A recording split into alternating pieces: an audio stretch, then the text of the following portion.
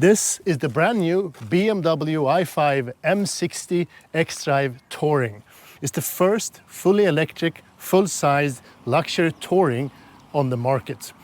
And you are watching It's Only Electric. It's time to test range consumption, acceleration, cabin noise, and charge speeds. Let's start. It's driving on all four wheels, so two motors, one at the rear, one at the front, two permanent magnet motor, combined output 601 horsepower, 795 newton meters of torque. You get some extra torque, actually 820, when pressing the boost function, and that's available for up to 10 seconds. And 0 to 100, 3.9 seconds. Top speed 230 kilometers per hour. It has the same battery pack as the normal i5, so 84 gross capacity, 81.2 net capacity. It has some bigger BMW individual wheels, so this is not the standard wheels that you get with the M60 version, so extra equipment, 21-inch wheels, staggered setup, 285s at the back, 30 to 55, 35 here at the front, Continental Eco Contact 6. So that's the setup. And as always, you get some kind of a penalty when going for the bigger rims. So the M60 as standard comes with a WLTP range of 510 kilometers. This one with this setup, with all this equipment, is a bit more heavy and a bit less efficient due to the wheels. Has a WLTP range of 452 kilometers. So there is almost a 60 kilometers of range penalty. Some of it depends on the wheels. Charge port here at the right rear side of the car. Top charge speed for DC charging, fast charging is 205 kilowatts. Should be possible to charge from 10 to 80% in around 30 minutes. I'm gonna test that, so stay tuned for the actual charge time. Home charging, 3-phase support, 11 kilowatts. I think it's time to start. And as always, I start with the range and consumption test. Let's go.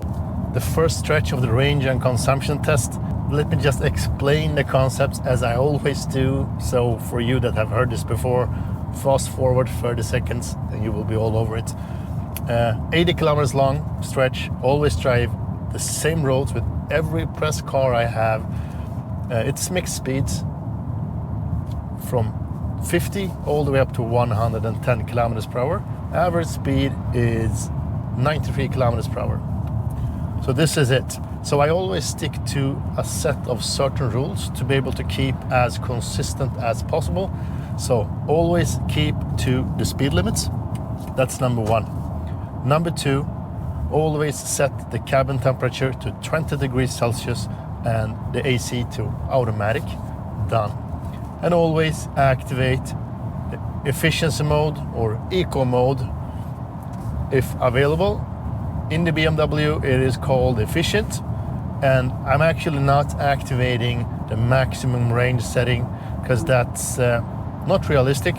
It actually cuts both power and all other electric functions, actually convenient functions within the car.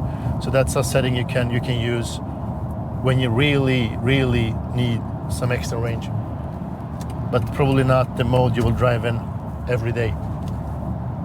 So, eco mode or efficiency mode active.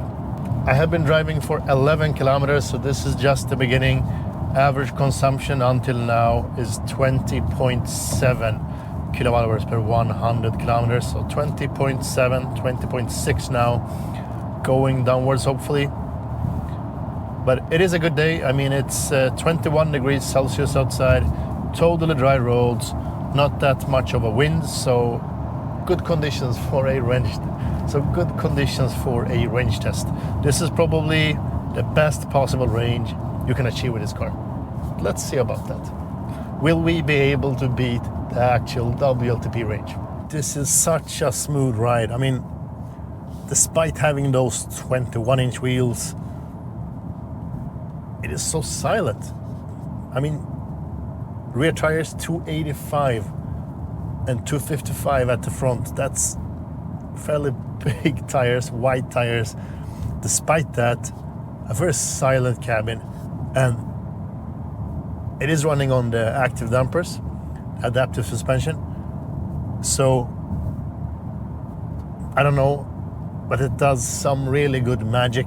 I mean, the insulation in the car together paired with this adaptive dampers really makes no difference in comfort compared to the sedan I tried earlier this year, 2 months ago. I actually did the same tests with the eDrive 40, the sedan version, with 19-inch wheels, so a lot smaller, a lot more rubber, and on paper a more comfortable car. This one is more sporty tuned, but it's still really a GT car. I mean, this is the perfect choice for you if you want to have all the performance but still the practicality of a family car packaged into this. Really excited about that. I mean, they really managed to make a car that's two-faced. I mean, this is really a sheep in devil's clothes. I really mean that this time. I always mean it, but especially this time. So it is so smooth, so silent, but still so aggressive, and it behaves very well, even on curvy roads. It is very stiff in body roll when it needs to, and it's very soft and comfy on highways. Really impressed by that. The obligatory thing I always walk through together with you guys is the EU regulated speed assist warning. So now it's 80. Let me pause that and let me show you the chime. Let's see. Soon it will happen. Starting now.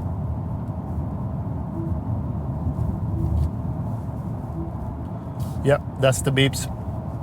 So this keeps happening all the time you restart the car. There is a very easy way. BMW has really nailed it when it comes to deactivating this function. If you just hold the set button here on the left side of the steering wheel for 2 seconds, and the speed limit warning deactivates immediately. You get a nice information on the screen, a small banner, that the speed limit warning is deactivated. You reactivate it the same way, or by waiting until the next time you restart the car. Halfway past, 40.5 kilometers. Average consumption until now, 17.1 kilowatt hours per 100 kilometers. So it's really going downwards. Started at like 24 almost, and now down to 17. Let's see how this ends, but the average consumption according to the WLTP range is around 22, if I don't remember it wrong. So that's far under that number.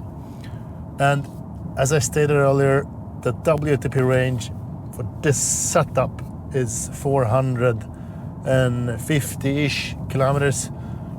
Best possible range you can get for the M60 version is 510. So it's all depending on the specification you run it on. I mean, the glass roof, the bigger rims, the adaptive dampers, everything adds weight to the car, all the comfort systems, etc. And that, of course, also increases the consumption and decreases the range. If you want to know more about the M60, I put a link to the full review of it up here and at the end of this video. Another thing that I really want to mention is the driver assist functionality. The autopilot, so-called autopilot, is really good on BMW. It was the same for the sedan I tried, i5 sedan, and it's one of the more stable systems I have ever tried, and it is so smooth. It's very stable in the center of the lane. Takes a bit of a time to activate because it forces you to hold the steering wheel for a while before it really activates. You really need to focus and not let go of the steering wheel at all. I mean, keep it steady, otherwise it won't activate. Other than that, I mean, that's a safety feature, so it probably should be that way. Other than that, it's flawless. Still keeps it active after changing the lane. Automatically changing the speed according to the speed limits in a very smooth way. And let's say, for instance, that you travel on an 80 stretch and it gets lowered to 60, and the car really prepares for that new speed limit and decelerates for a good while before entering the 60 road or speed limit, and really reaches that speed limit exactly on point of the actual speed limit sign on the roadside. Really great working system. It works every time. Every freaking time it works. It's time to summarize the range and consumption test. Average consumption for the whole trip ended up at 18.3 kilowatt hours per 100 kilometers. That equals to a full range for the full battery pack of 444 kilometers. That's actually 98% of the stated WLTP range. So on paper, very good. But keep in mind that this was in really good conditions, 21 degrees Celsius outside and totally dry roads. Let us just compare that to the recent test I did of the i5 sedan eDrive 40. That actually ended up at a consumption of 19.2 kilowatt hours, so almost 1 kilowatt hour higher, but that's in a bit worse conditions, so 4 degrees Celsius outside and wet roads. But despite that, I mean, this is a fairly good result anyway. I mean, with all this power, 600 horsepower and dual motor setup, and on top of that also 21-inch wheels, 285 at the back and 255s at the front. So fairly impressive despite the setup. So let's move on to the noise, the cabin noise test and the measurements. And I always measure the noise the same way in different speeds, 50 all the way up to 110 kilometers per hour. And this is the final result for each speed. And I must say that this is a very silent car given the setup of the wheels. I mean, 21-inch wheels, this is the biggest wheels you can get on this M60. So 285s at the rear, 255s at the front, sport tires, makes a lot of more noise than the regular setup on 19-inch wheels and smaller tires. And compared to the i5 eDrive sedan I just tested, is more silent. But despite that, I think this is a really great result. The i5 as such in general is a really silent car. And I mentioned that earlier, I mean, this car really brings great comfort despite the setup it's running on. I mean, one of the more comfier cars I've tested. So you really have both things. I mean, you have the comfort, the silence in the cabin, but also the really good performance. So a great package. Let's move on and have a look at the acceleration test. As stated, it should be able to do 0 to 100 in 3.9 seconds, 0 to 60 miles per hour in around 3.7. Let's try that out. State of charge, 84%. 17 degrees outside. Go. Launch mode active. Oh, it pulls hard. 0 to 60 miles per hour time 3.74 seconds. 0 to 100 kilometers per hour time 3.91 seconds. 3.91, so almost 3.9 seconds. So let's do a final attempt. 84% state of charge. Launch mode, engaging. Go. Oh, it's quick. 0 to 60 miles per hour time 3.84 seconds. 0 to 100 kilometers per hour time 4.01 second. Okay, so 4 seconds flat. So as you just saw, the best possible 0 to 100 time is 3.9 seconds. That's exactly on the specified time from BMW. 3.74 seconds when it comes to 0 to 60 miles per hour. So this is a quick car and the acceleration really hurts because it's so quick off the line. And the drivetrain is so efficient and so direct that you don't even get any wheel spin. At least you don't feel the wheel spin. So it's really precisely tuned. And I think you also noticed I did that with the launch control active. So you activate the launch control by holding the brake pedal with your left foot and actually pressing the accelerator slightly and then let go of the brake. And then you get the extra amount of torque. So then it actually utilizes up to 820 Newton meters of torque instead of 795. So it adds a bit to the top buffer. but really quick car, and for being such a heavy and big car, actually brings a really nice feeling to the acceleration. So it's time to look at the final and maybe the most interesting information and test about the i5 M60 today, and that's the charge curve. And as you all know, probably as I stated at the beginning of the video, top speed should be 205 kilowatts when it comes to DC charging, fast charging. The nice thing is that BMW actually delivers also in this point. So at 14%, just in the beginning, I actually hit that top speed of 205 kilowatts. So that's nice. I mean, this is the upper limit of what a 400 volt CCS2 standard actually can deliver. So, I mean, it's not only up to BMW, it's also up to the charger, because this is 500 amps, 400 volts. This is what you can get and achieve as a top speed. So it's good to see that BMW actually can be able to deliver the possible technical top speed on such a charger. And here you see the charge graph, 10 to 80%, total charge time, 31 minutes and 15 seconds, so very close to the stated 30 minutes. Maybe possible to achieve a better time if I try it again, but I mean, this is really on par with the specified time. So I'm happy to see that.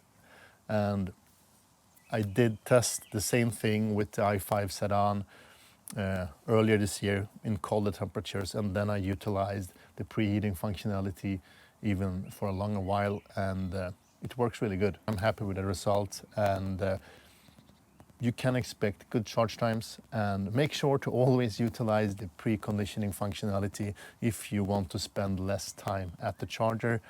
And on top of that, also make sure to choose a charger that can deliver this kind of speeds. So if you are into a sporty family touring with comfort, but very good performance at the same time, this may be the car for you. If you don't mind the price point, of course, and the lack of good range. I think that's all for today. I hope you enjoyed this video and that I could provide you some good facts about the newly released M60 Touring version. Hope you liked it. As I always say, subscribe, like, and engage, and stay electric. Thank you for watching. Speak to you soon.